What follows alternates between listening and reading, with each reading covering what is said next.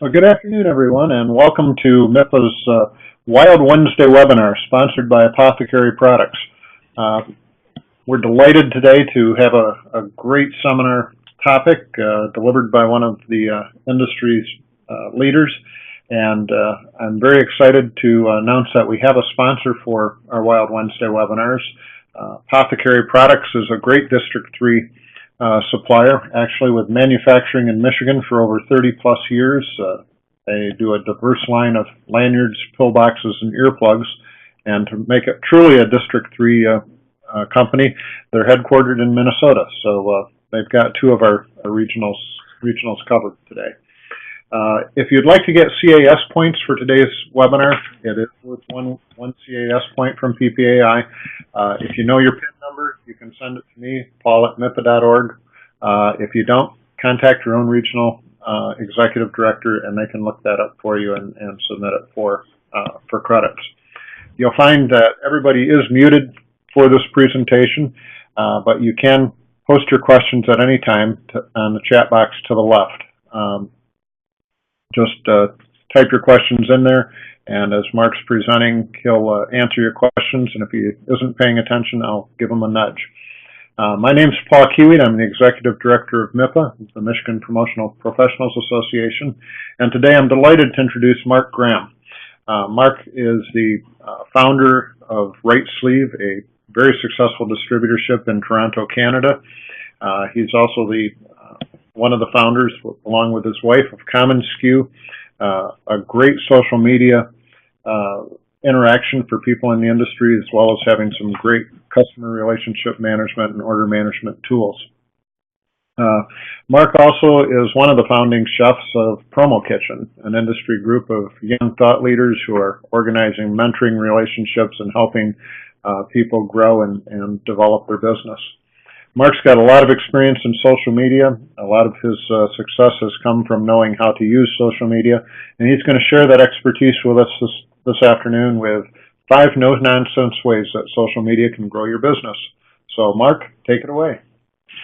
Thank you so much, Paul. It's always so much fun to do a webinar alongside yourself. For those that don't know the history with Paul and myself, we go back several years, and Paul, you remain one of my favorites in the industry. So I love doing this, particularly when you're involved. So thank you for the warm introduction, and let's get started.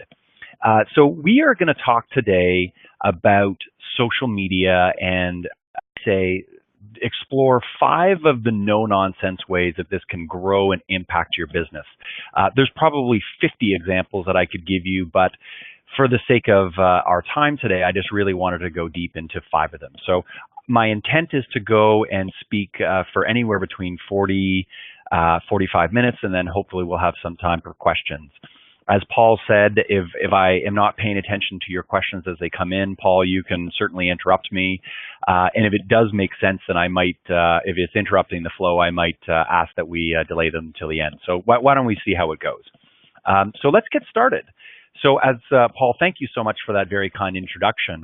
As Paul was saying, my name is Mark Graham. Here's a picture of me because you can't see me effectively speaking to myself right now on this webinar. I have been in the industry since 1997, so it's hard to believe that I'm coming up to almost 2 decades in the business. And I started as a distributorship, and I then, a few years ago, then founded a software company with a very, very strong social media element to it, as well as CRM and order management. And that company is called commonsku. And the reason I mention this is that I, as I say here in the 3rd point, really understand your pain. Each and every one of you, whether you're a supplier or a distributor, I understand exactly what it's like to be you. I know what it's like to deal with end customers. I know what it's like to deal with suppliers. I know what it's like to hire staff. I know what it's like to run a promotional products business and how frustrating and how energizing it can be. So every experience that I share with you today from a social media perspective is based on the fact that I am one of you. So keep that in mind as we go through it. And I'm also going to give you a number of examples that are very specific to my experience in the industry. And a number of examples are actually drawn from my businesses. And I'm happy to share the experiences with you and certainly hope that you learn from them. So let's start off with three things that I want everyone who is attending the webinar right now to keep in mind as groundwork for this presentation. So number one is that the immutable law of sales, at least according to me, I know that I've probably stolen this from someone else, but is that people buy from people they like. Sales is actually a pretty easy thing when you think about it. At the end of the day, it really comes down to buying products and services from people that you identify with and that you have a shared value set with, or people buy from people they like. So that's the first thing I want you to keep in mind. Number two is that our biggest challenge in this industry, and again, this is coming from someone that's been at it for almost 2 decades, is that buyers, whether it's a distributor or an end client, is they struggle to see the difference between us. It's very, very challenging to see and honor the difference between two distributors that are selling from the exact same white labeled website or the exact same SAMR catalog or the exact same leads catalog. It's very, very challenging for them to say, well, hey, how is Joe any different than Larry? That's a challenge in this industry, and one that I'm looking to address as we go through this. And finally, number three, last but not least, is buying behavior. People today, and I think even as it was many decades ago, trust their friends more than they trust their institutions. So the reason I spend the time discussing this framework at the beginning is that I find I do these presentations with a mix of people in the audience. And usually most people are rather relatively new or somewhat intimidated by the idea of social media because they feel that they don't have what it takes or they don't have the time to explore social media. And which is why I like to start off with these 3 points in making everyone feel comfortable with what I'm about to get into. And I think that everyone can identify with these. And the wonderful thing about social media is that everything I'm about to talk about with social media addresses and pays respect to each of these 3 points. So let's get into this. So market positioning is the first of the 5 no-nonsense tips that I want to explore with you. I'm about to show you a video, and I'll set this up before we go into this. This is a video that we produced at my distributorship, Right Sleeve, several years ago when we were first starting to get into social media. And one of the things that we recognized was that it was challenging for buyers to see the difference between us, as per one of my points that I just went over. And what I wanted to do was use the power of social media to tell the story of the difference between us and everyone else. And since social media really values great content and original content and interesting content, we thought that we could have some fun with this in order to make our brand stand out. So without further ado, I'm going to get into this video that we shot, and it's called Trunk Slammers or Stop Trunk Slammers. I've shown this video on a few occasions beforehand, so some of you may have seen it. If you have, then enjoy it again. But let me show it to you here, and we will visit back in about 2 minutes. Just hang on one sec. Let's see, Paul, did I get this right? Everyone should be able to see this in about 2 seconds.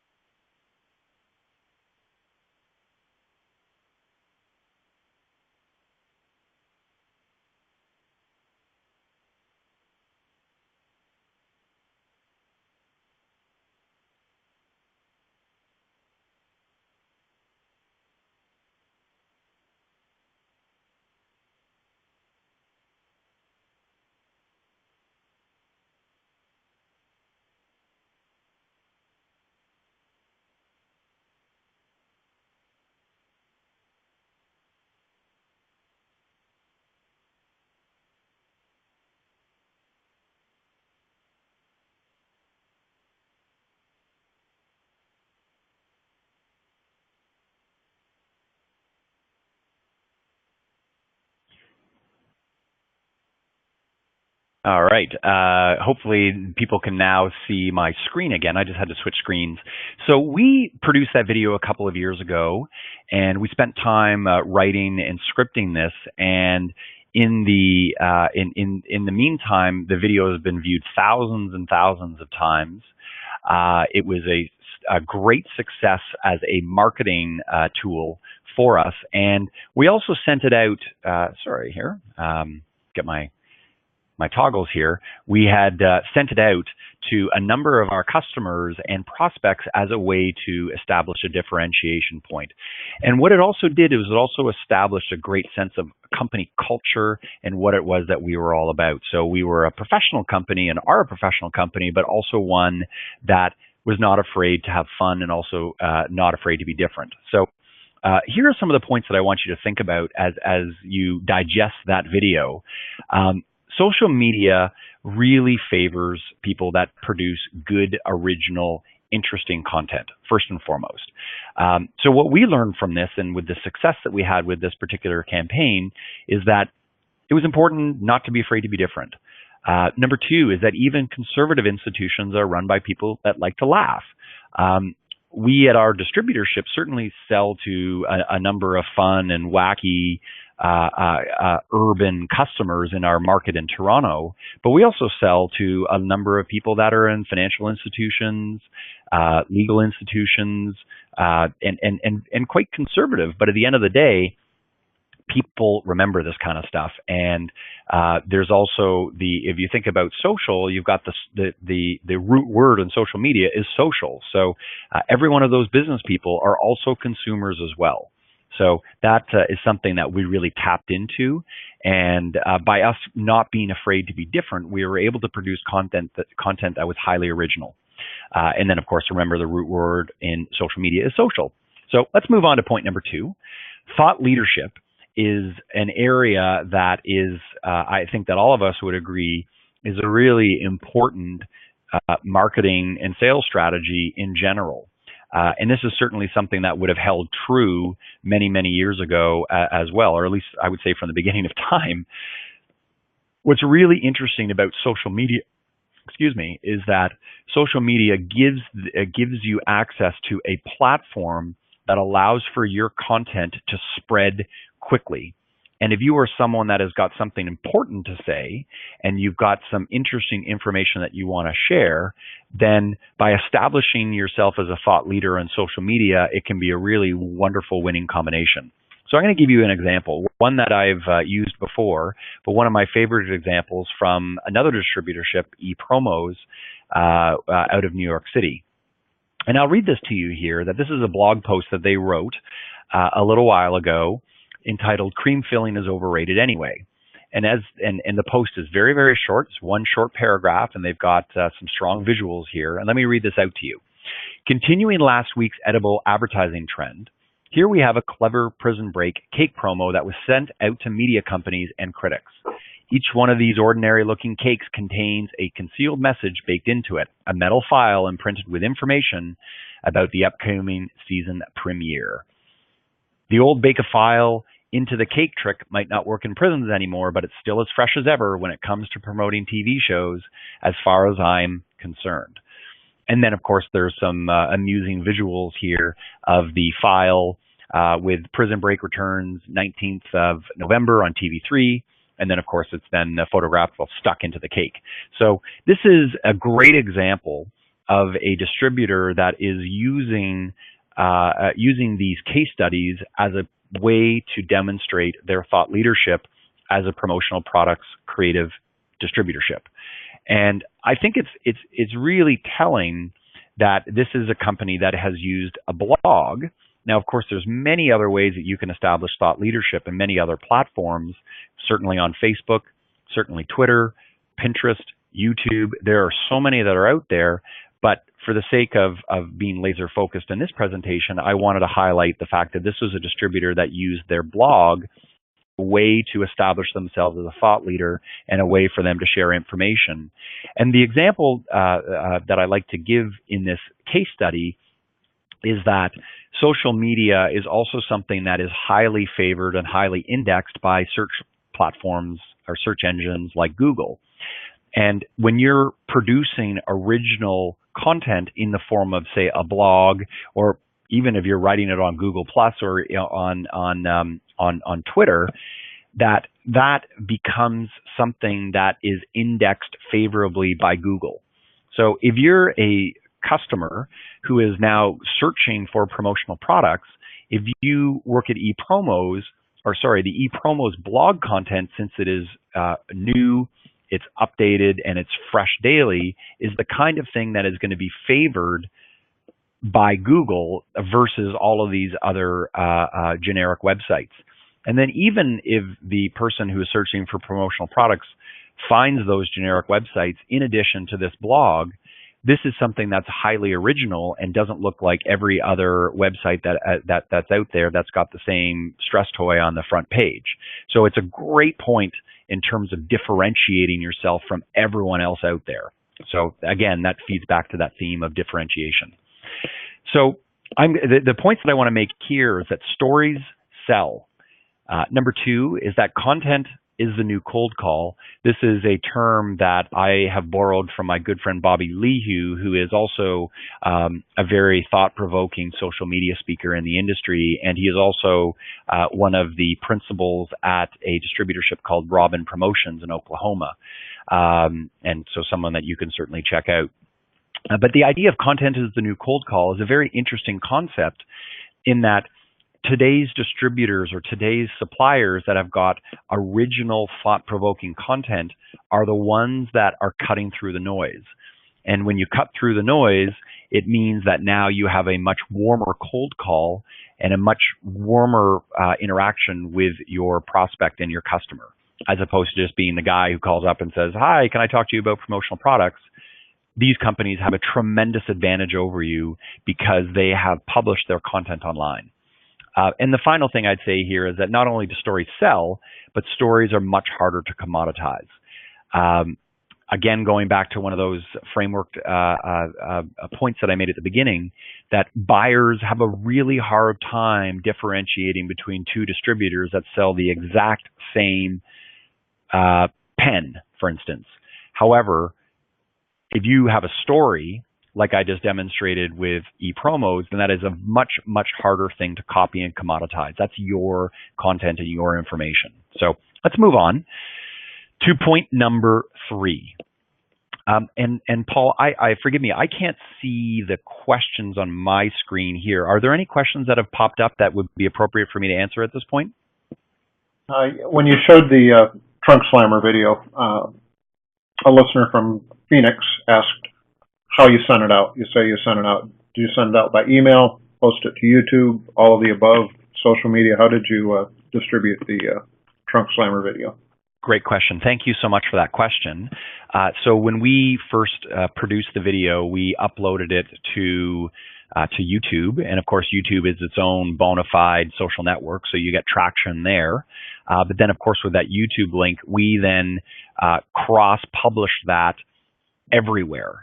So when I say everywhere, we're also very active on a number of other social properties as well as websites. So what we did was that we published it on Facebook, my personal page, as well as our company page. We also posted it on Twitter, again, our company Twitter, as well as my personal Twitter, as well as the individual accounts of the people that worked at the distributorship. They were proud and they thought it was a great video, so they also shared it on their own personal networks, thus leading to a great viral element to it. We also embedded the YouTube link. YouTube gives you a code that allows you to embed in a blog as well as on a website. So we actually created a landing page that was a right sleeve landing page that we sent people to, but the YouTube video was embedded inside it. We also put it on our blog, and this was before, I'm trying to think where else we would have put it.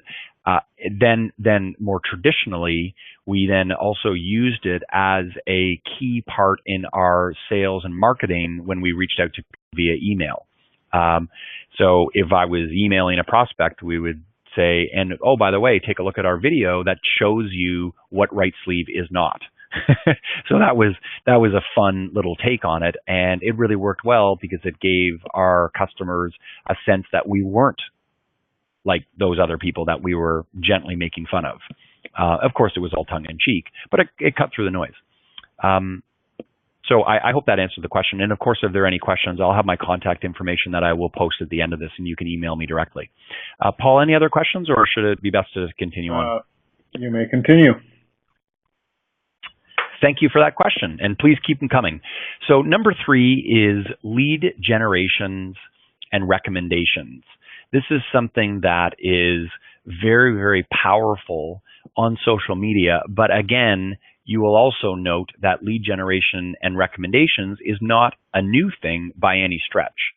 So if you think back to what I was talking about at the beginning in terms of how people buy from people they like, and also that people trust their friends more than they trust big institutions, this is a great example, one of many, many examples I could give about how social media has become one of the most effective lead generation and recommendation engines of all time, simply because of the eyeballs that people will have here. So let me give you a specific, tangible example, which is we'll put this into context for you. So I'm showing you here a screenshot of a tweet that was posted on Twitter from someone by the name of Cell Guru, who posted, "Want some promo swag, need a referral to a good one, and go." So he posted this, let's say for all intents and purposes at 9 o'clock in the morning on whatever day he posted it. And so Cell Guru now has several thousand people that follow him. So here's what happened within the course of literally 60 minutes. Cell Guru talked to Right Sleeve. He's amazing.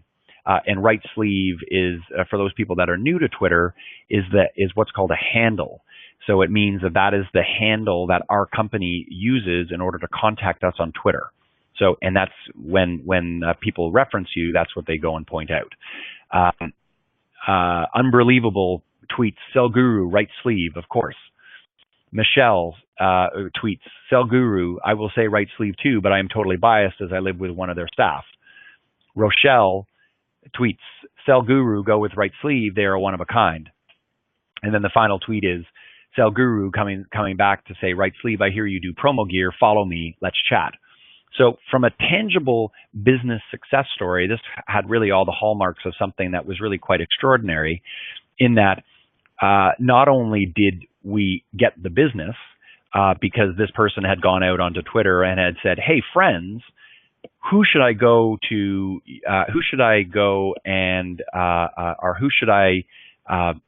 contact about promotional products? And a number of his friends that he trusts and are part of his core network had recommended Right Sleeve. So that cuts through the noise for him, and he was in our office 24 hours later with an order for an event that he was planning. So not only was there that element, which was really exciting, but what made it even more spectacular is that this conversation was not happening one-to-one. It was happening on a stage where thousands of people were able to interact and see this. So if you think about this, the wonderful thing about Twitter, and also the same with other social properties, is that when Rochelle or when Michelle or when Brianna, for instance, are tweeting these recommendations, all of their followers, and each of these particular people are followed by thousands of people, are now able to see that our company is being favorably recommended in front of this, or as it relates to promotional products. So this kind of thing happens on a fairly regular basis for Right Sleeve, because we've spent a lot of time investing in these relationships and investing in content on the social platforms, so that people are then, they know about us, we're visible, so that they then go and recommend us, which is a great, great form of business, as I think we all know, whether you're using social media or not. So that's probably one of my most favorite examples of all time, since it's actually a pretty basic one. So social media is the ultimate word of mouth engine. I put in something here called the F factor. Friends are more powerful than institutions. Number three is there's a great website called trendwatching.com. That is where I have, that's actually where I found the term, the F factor. And if you go check out trendwatching.com, they talk a lot about social media as well as a number of other up and coming consumer and enterprise trends. And I just find it a really interesting website for just coming up with new ideas and seeing what's going on out there in the web. And then number four, and again, pretty basic stuff, but really important on social media, is giving your friends and your people in your network a solid reason to talk about you. So social media, as I've said a couple of times throughout the presentation, is a network and a medium that strongly favors interesting, original, unique, entertaining content. And if you've got that, then people will talk about you. If you don't have that, if you're the guy who is just going out and promoting 99-cent white t-shirt specials, and mind you, there might be a market for that of people who find that interesting, but for the most part, people don't view that as being as exciting or as interesting on a social network. So if you give your friends a reason to talk about you, then people will talk about you in an authentic and meaningful way, and that means so much on social media. All right, I've got point number 4 of 5 is market research. Market research is, of course, the foundation of any successful salesperson's, whether they're a distributor or a supplier, is the foundation of any successful salesperson's portfolio. And often the best salespeople are the ones that are really good at market research, and they know how to identify opportunities by researching their customers and prospects. So I'm going to give you another tangible example here of where this has worked very, very well for us. So under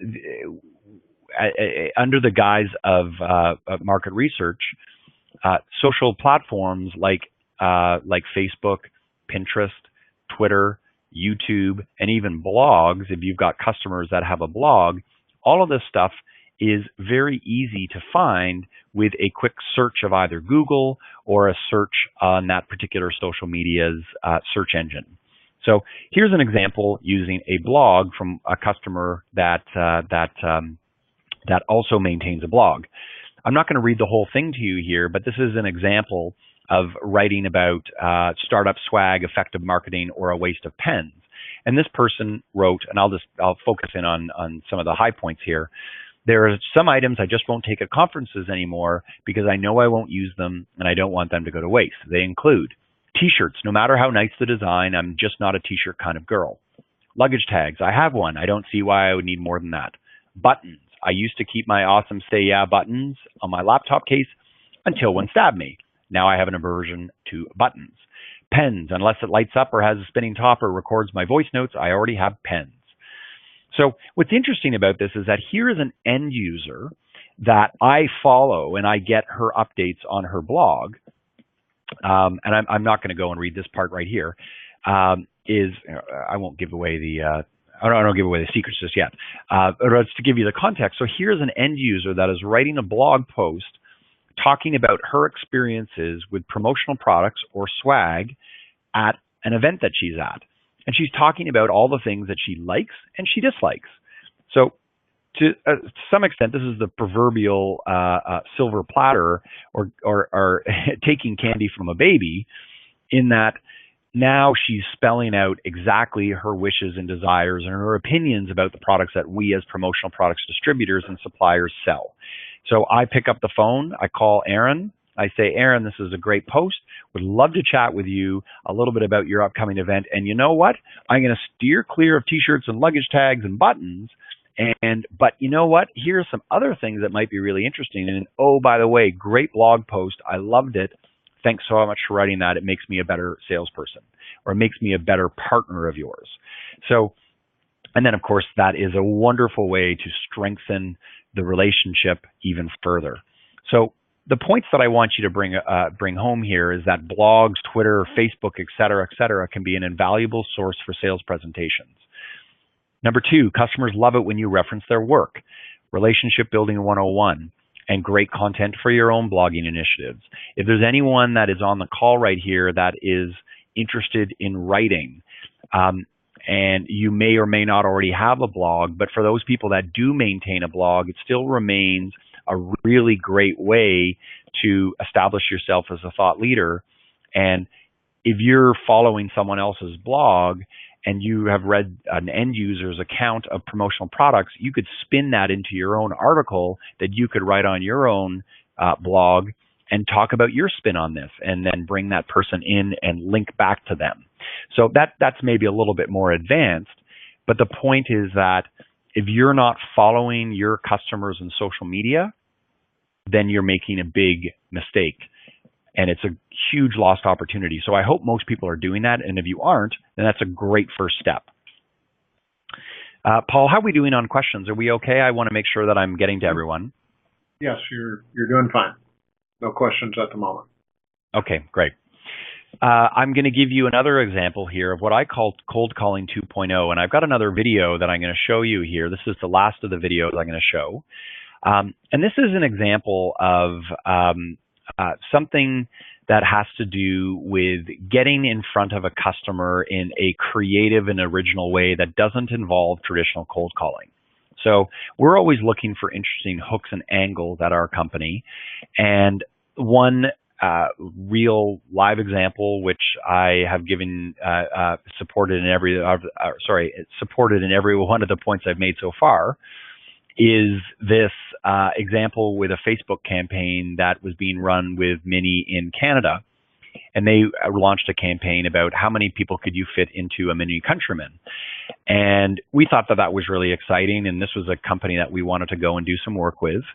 And we said, well, they've gone out on social media to go and promote this particular campaign. So why don't we respond on social media and do something in an interesting way? So without further ado, I'm going to show you the video that we shot, and then what we then used as our response to this particular campaign. So let's get over here.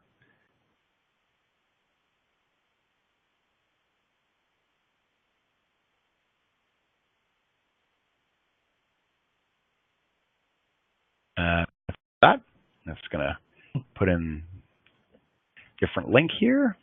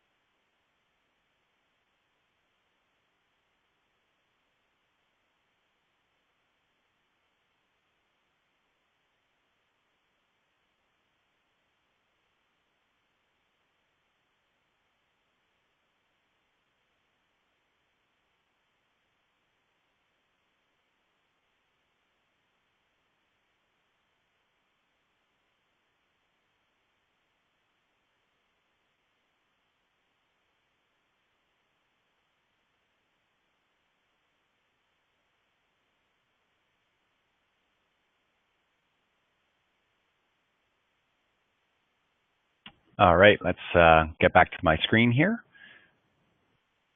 Sorry.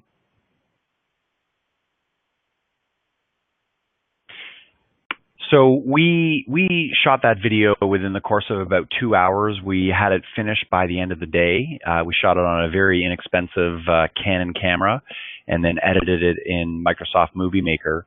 And then we then posted that back to their Facebook page. And what was really interesting here is, what was really interesting is that we got great response from Minnie that not only shared our video, they obviously had lots and lots of people that were followers of theirs, and we got their attention. What was interesting is that we didn't promote that we were a promotional products company. We didn't say that we wanted their business. We just simply responded to what they had. And of course, the background that I should have mentioned at the beginning is that we have a Mini Cooper as a company car. So we wanted to also showcase the fact that we were able to fit our whole staff into the car and have some fun with it. And then because the content was interesting and entertaining, then we knew that there would be a chance of it going viral and then also getting their attention. So the long story short on this is that we had first of all, we were tied in to a campaign that they were running, and that was something that was important to them. We then produced a response that was creative, non-salesy, and original that got their attention and also allowed them to share it. And then number 3 is it then got their attention so that they reached out and said, hey, we'd love to learn a little bit more about you. And then it got us right to the front of the line when it came to pitching their business. And they've since become a significant customer in recent years. So it's a great example of how using social media is a great way to generate significant sales with significant size customers. So I always like to make that point because I think a lot of people that are new or intimidated by social media will often dismiss it as something that only young people do, or only people that aren't serious about business do, or that they waste their time all day on it, and that the reality couldn't be further from the truth and particularly with some of the examples that I've given here today, where we've been able to tie this back to concrete financial ROI in a significant way. So I often like to say that cold calling is a dying sales tool. So the example here is, how do you cut through the noise by offering something that's a little bit different so you can get yourself to the front of the line? Facebook is the new telephone in terms of connecting and interacting with people. And then I like to say, what's your social media elevator pitch? What if you were to pitch your company using social media, what would that look like? How would you differentiate yourself from all the other people that are out there on the web? So I've got one more example here, and then I want to just give this a quick wrap up. And then, of course, if there's any questions at the end, I'd be happy to answer them. But I'm just looking at my time, and it looks like I'm going to be right on time here. So the final thing that I want to share with you is that all of the examples that I've given you here are great examples of social media within consumer-based websites. So Twitter, Facebook, Pinterest, blogging, YouTube, those are all consumer-facing social media websites. And of course, social media got its start in the consumer web, and it continues to be incredibly relevant and hot. One of the other things that I wanted to share with you is that social media is now catching on as a very hot topic within the workplace, within the enterprise. And what that specifically means is that now there are applications that are out there, and full disclosure, what I'm about to show you right here is a screenshot of an example from commonsku, which is the software application that I'm also involved with. But I just wanted to share this with you as a way to kind of give you a sense as to how social media is now helping people within companies to connect with each other. So the example, as I say here, is a screenshot from commonsku. And the example here is that that software is now being created inside companies that allow for those companies to run themselves as though they were a social network. But instead of the videos and the content on these news feeds being personal related, like family pictures to a trip to the Dominican Republic or a funny cat video, all the content in these social enterprise systems are all around mission critical business activity within the company. And all of this information is system generated and allows for the entire company to connect and collaborate and share with one another around actionable, real business data. And the other thing about social media inside the enterprise is that the way that these software applications are designed is with visuals and design being very, very important, and the philosophy is such that it's not difficult to run those systems. Here's another example. So I've just showed you what a typical newsfeed would look like. Here's another example of how these social platforms within the enterprise are really helping connect distributors and suppliers within the promotional products industry. Here's an example of someone that went on to commonsku, which is the social platform that only connects distributors and suppliers. And this distributor said, looking for a barbecue set in a golf bag style, does anyone know of a supplier who has them? And then the responses are really interesting in terms of how people are able to come back, recommend people within the industry. And then this is contributing to significant business value, where someone now says that this request actually leads to an order, which is really exciting way that social media is now starting to deliver significant results inside the enterprise. So in this case, she got an order for $13,000. So that wasn't so bad for using social media to connect within the enterprise.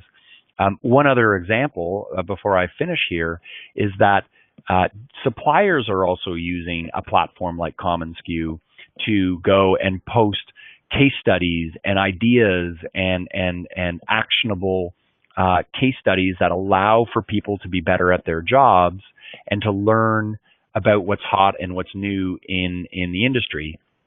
And then what happens from here is that people then go and comment on this, and then they say, this is a great idea. I'm now going to go and present this to my customer.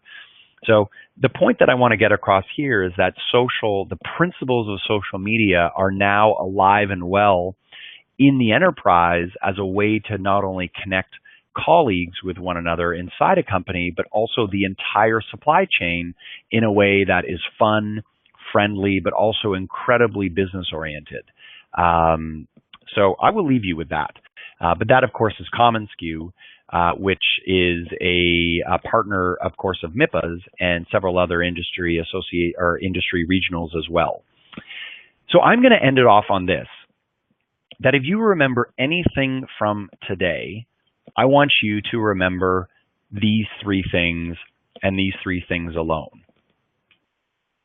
To be successful in a social selling environment, you need to possess these three traits. Hopefully all of them, and not just one, two of them. Hopefully all of them. And they are, you need to be, number one, visible. Visible and visibility is incredibly important. That if you're not at the party and you're not on the platforms, then you are as good as invisible. So it's like being at a trade show and not having a booth. Number two is that in order to be successful on social media, you need to be helpful. So once you're visible and you've shown up at the party, if you're not helpful, then you are likely going to be frustrated with poor results. This is really, really important. And the reason I spend the time on this is that there's a lot of people that get onto social media seeing it as a great direct sales channel, and they get on and they sell, and they talk about themselves the whole time, and no one wants to hear from that person. So helpful people are the ones that really cut through the noise.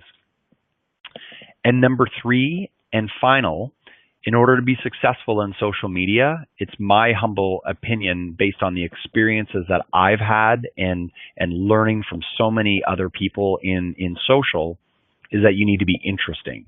If your content is not interesting, if your content is not unique, if your content looks like everyone else's, if your content is simply boring, then doesn't really make a lot of sense to spend time in social media, because that stuff will be ignored. And you'll walk away from a session like this and say, I'm frustrated because no one interacted with me on my content. So those are the three things. So number one is visibility. Number 2 is, are you helpful? And number 3 is, are you interesting? As promised, my contact information is Mark Graham, and you can email me at any time at mark@commonsku.com. And then for those people that are on Twitter, my Twitter handle is Hey Mark Graham.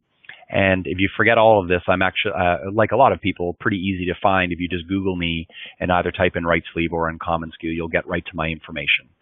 So thank you so much. We're right at the 47-minute mark here. I love talking about this, and Paul, thank you so much for the invite, and I hope that I was able to help some people today. Well, thank you very much, Mark. We do have a couple of questions. One is, what are your thoughts on LinkedIn? You haven't mentioned it. The person asks, is it too corporate? I know in my presentations, I highly recommend it as a prospecting tool. Are you using LinkedIn much, and what are your thoughts about LinkedIn? That's a great question. Thank you for whoever asked that. At the beginning, I gave the example. I made the joke that I could give 50 examples of how to be successful on social media, and I just focused on the 5 for the sake of for the sake of time. LinkedIn is a wonderful network to interact with. Where we've seen success on LinkedIn is having a complete profile allows for you to be searchable and visible by people. It's a great prospecting tool, as you say, Paul. If you're looking to go and sell someone at IBM, for instance, in their head office in New York, you can go into their advanced search in LinkedIn and go and search all the people who work at IBM in marketing in a particular geography. And that is just incredible information. And LinkedIn provides that for free.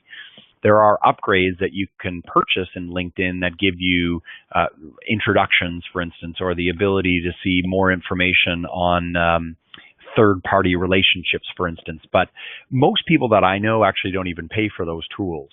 So I find that LinkedIn, if you were to really think about it in terms of one thing that is special about it, I would say that their distinct competitive advantage as a social network is in research and prospecting. So I suppose that if I was to fit this into anything, it would be, remember I had talked about in my third point, the idea of market research, and I gave that example of the blogger who had written about her experience with promotional products at a conference, that I would put LinkedIn in the same category. So what I mean specifically about that is, if you've got a prospect or a customer, I always look at them on LinkedIn. I always look at where they went to school. I looked at where they worked at to see if there are any things that are that we have in common, and that always loosens things up when prospecting or when connecting with them in person. So I would not want to give you the impression that LinkedIn is not important. Critically important. I would say it's, again, in my experience, I would say that LinkedIn is extremely powerful for distributors who are looking for end users. I think LinkedIn is fundamentally confusing and awkward for suppliers. The reason being is that lots of distributors are reluctant to connect with suppliers because of a fear that they're going to go steal their end users, even though you can hide your contacts. Another thing is that some people don't like to be connected with their suppliers on those public social networks because end users can then go and see those connections. So that's where suppliers, it's a little bit more of a gray area to be active on LinkedIn because of that particular reason. But for distributors, it is a slam dunk. Great. Tim Parks asks that speaking of LinkedIn, is the free version okay, or should they pay for the upgrade? Tim, thanks for the question. As I said before, I don't, unless you are a power user, I think that you can get away with the free version. The advantages that the paid version gives you, at least the last time I checked, is that it gives you the ability to email within LinkedIn. So if you're, let's say, searching for a prospect and you're not connected with that prospect as a first connect, then their contact information is not visible to you. If you're a paid subscriber, you can send what's called an in-mail, and that allows you to send a LinkedIn email to that person that says, "Hi, I'm Tim Parks. I just saw you on LinkedIn, and I'd love to talk to you about this particular product or this project." And that cuts through the noise. Now, there's no guarantee that person is going to respond to you, but it just gives you more visibility. So I would say that that's probably the biggest benefit of paying. The other piece that I have had success with on LinkedIn, and something else to consider, is that LinkedIn is an amazing recruiting network, and you pay for that. But I have found that LinkedIn, that it is a very effective and efficient recruiting tool. So you can buy ads on LinkedIn for jobs. So if you're looking for a new sales manager or you're looking for a new sales rep, regardless if you're a distributor or a supplier, you can post that, and it costs, I think, around $300 for a job listing that will be available for 30 days. And I've done probably 5 or 6 of them in the last couple of years and always had great response. So that's another thing to think about in terms of a paid feature on LinkedIn. Great. We also have a question from Jess Nelson from Grand Forks. So when we were talking about it being cold here, I'm sure they have an opinion of what cold really is. Wants to know what your opinion is on which platform is better for distributors, Instagram or Pinterest? Great question. And Paul, the next time we do this, you have to give me 2 hours, because then I can get into Pinterest and Instagram as well, which are 2 of my favorite platforms. So I want to make it clear to everyone who is on this call here that if you ever want to pick my brain about other social media platforms that I didn't get a chance to talk about today, then just email me and we can set up a call. I'm going to offer you my personal experience. I believe that of the 2, Instagram is my favorite by a hair. And the reason being is that and much like Pinterest, of course, is a very visual application as well, but Pinterest is all about content that already exists on the web, which is great, but I've always found that you get, or at least we have always got, a better response with original photography. And of course, that's what Instagram is all about. So it's all about taking a photograph on your Android or your iPhone and then putting a neat filter through it and then going and posting it on your Instagram feed for all of the people to go and see. And then usually those photographs look really nice because they've got this nice filter on them. I can tell you that on the right sleeve side of our business, we've got a youth and retail side to our business, and we've got a very active Instagram feed on there where we'll go and post like neat promotional products that we have just produced, or we'll go and shoot photos of what we're doing around the office. And it's a really wonderful insight into your company. And Instagram is so darn easy because literally it's entirely mobile. So you just have your mobile phone, you take a picture, within 2 clicks you've now uploaded this photograph, and it's a very lightweight and quick application. So it's a wonderful way to differentiate yourself. And if you're creative, like a creative person, and particularly someone with a decent eye, then Instagram can give you stunning results. And there's lots of people within the promotional products industry who do a very good job with Instagram. So I would say if you were to spend your time on one of them and only one, I would say Instagram. That's my personal opinion. Thank you.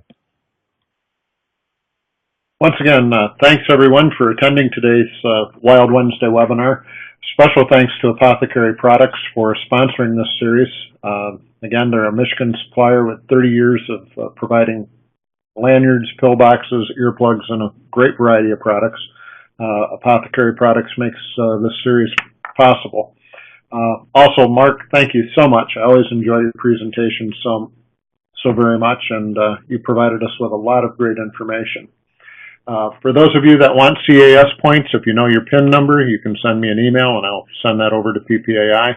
If you don't know your PIN number, contact your regional association's executive director and they can look that up for you.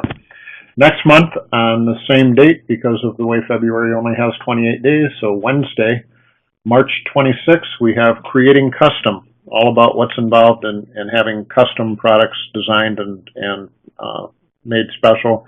Going to be delivered by a couple of people from Gemline and their global resourcing group. That's on March 26th. This presentation has been recorded, and as soon as it's rendered, I will be posting it up on the MIPA Facebook page. So if you came in late and want to hear the whole recording, it'll be available there. I'll also be posting it on MIPA's Wild Wednesday webinar webpage. Wow, that's a lot of W's and W's, which is MIPA.org, and look for the Wild Wednesday tab.